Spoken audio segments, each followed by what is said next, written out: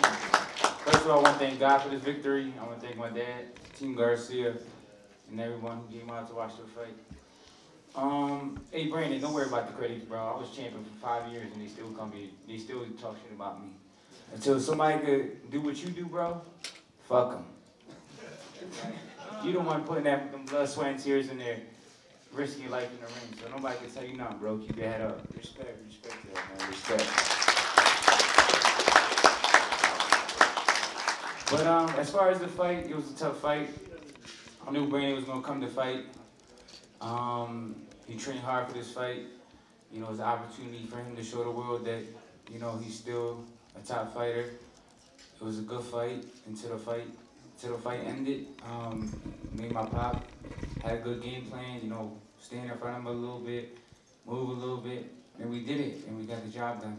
And that's basically how that went. All right, questions? With the mic, please.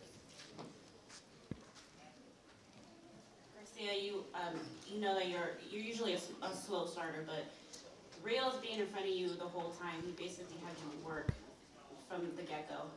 What'd you feel about that? I knew he was gonna be in front of me. He's a tough vet. He's a good inside fighter. He had a better jab than I thought he had. He had a pretty good jab with a good timing. He worked good on the inside. But you know, we knew what he was gonna do, so we just had to stay composed and just follow the game plan till the fight was over. Danny, how were you able? It seemed like you wanted to establish his pressure, and this may be for Dad as well. How were you able to calm the fight down and fight at your tempo? And he wanted to make. I saw him trying to create traps for you. And you just slowed him down. How do you do that? I just use my lateral movement. I try to use my jab to the head, jab to the body.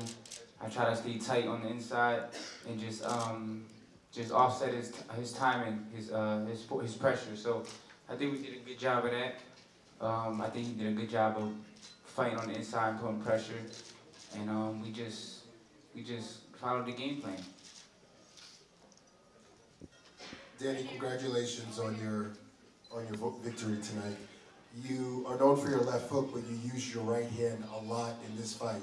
Was that something that you used specifically for this fight? It's just how the fight went, or are you planning to use it more going forward? Yeah, in sparring, I noticed when you find a guy who's coming forward, it's good to just throw a lot of straight right hands and a lot of punches straight down the middle because they're coming straight towards you. So I was trying to throw the straight right hand, I was trying to use the jab to the head, jab to the body, and it worked good every time I did it. So you fought a Mexican champion before, but with Rios tonight, with the pressure and the inside fighting, did you feel like tonight more than any other night you knew what it was like to be in there with a real Mexican fighter? Oh, definitely. I would say to this day, that first Morales fight, I think that was one of my hardest fights. Because I was young, he was experienced, he had a lot of tricks up his sleeve. But definitely those the Mexican fighters with skill who come forward, it was a tough fight for anybody.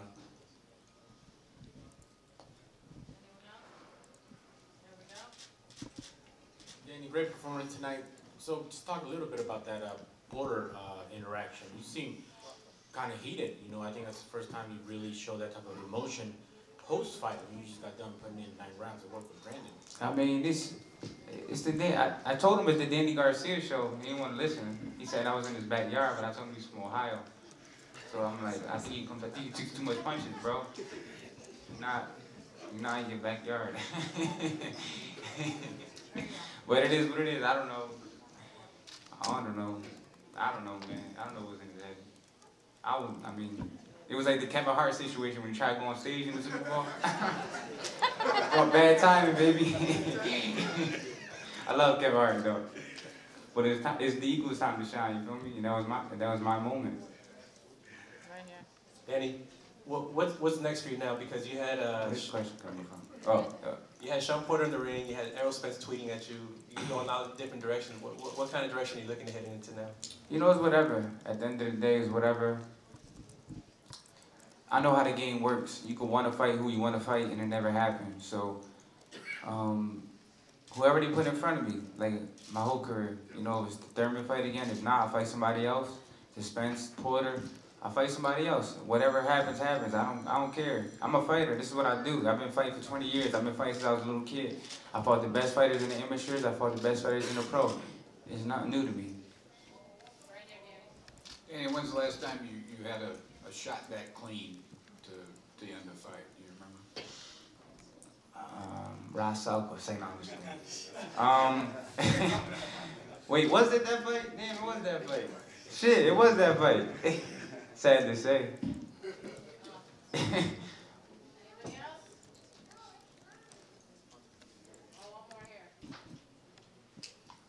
Andrew, what do you think of the way he came back? He hadn't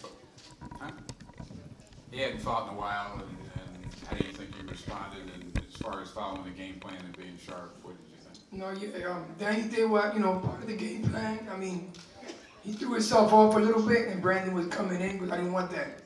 I wanted Danny to dominate him on the clinches and all that, because Brandon's good at that. He know how to use his head, he know how to clinch, you know how to, pity pat. And that'll take a fight and frustrate you. But I knew how to keep Danny in the fight. Because if I would have let him slip out the fight, I couldn't have brought him back.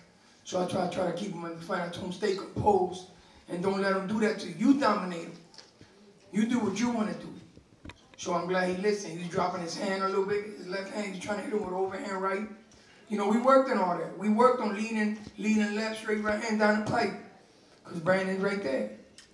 So, he did, at the end, he did what he needed to do. It was a great fight. You got to understand, Brandon no slouch.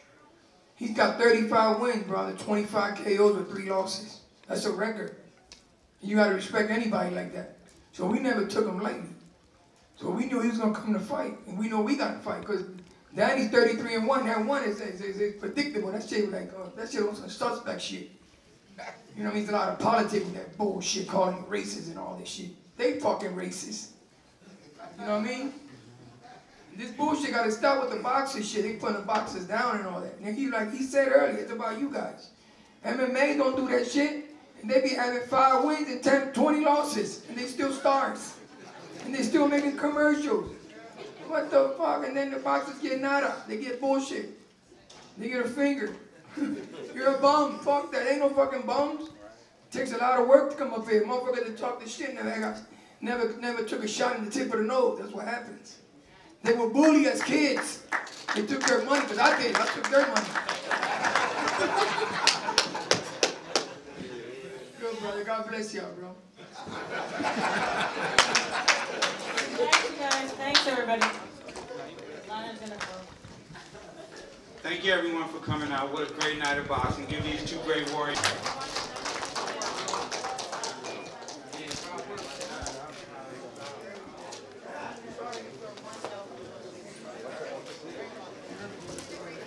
One note, too, before we leave, I want to acknowledge Joe Spencer for putting on a great performance tonight out of Grand Rapids, Michigan. Appreciate it. They don't want to buy the tickets. Don't worry about that. You still can get somebody from work. All right? You be good, bro. Enjoy your money.